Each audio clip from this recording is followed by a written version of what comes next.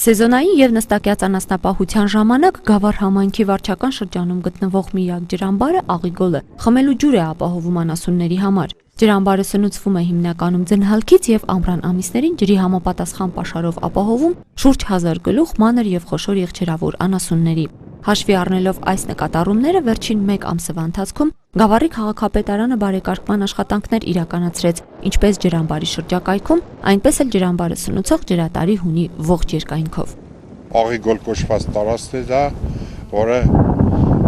հիմնականում սպասարկում է այն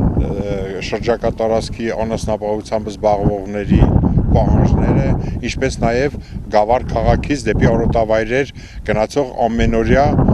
նախրի ջրի պահանջը։ Քաղաքապետի հանձնարարականով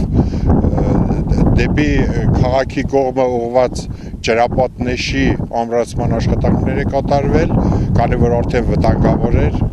կարող էր եւ ճեղքվածքներ առաջանալ, հողալցման կավային հողի միջոցով մենք բարձրացել ենք ջրամբարի պատնեշը, որը որ թույլ է տալիս եւս լրացուցիչ քանակությամբ ջուր ջրամբարելու համար։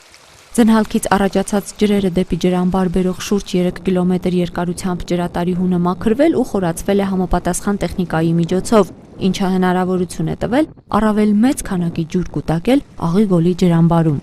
Ջրամբարը սպասարկվող ջրատարը ամբողջությամբ մոտավորապես 3 կիլոմետր երկարությամբ վերանորոգվել է, մաքրվել է հունը, իսկ եթե առանձին հատվածներ նաև հողալցման աշխատանքներ է կատարվել, ջրի կորուստ չի լինում եւ այս տարի ավելի մեծ քանակի ջուր կամբարենք այս ջրամբարում եւ կենդանիները խմելու ջրի պակաս չեն զգա։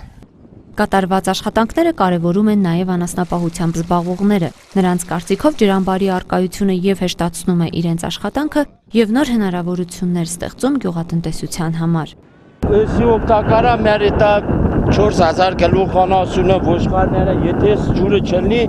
այս մեր կոմունի ռայոններով տոնասուները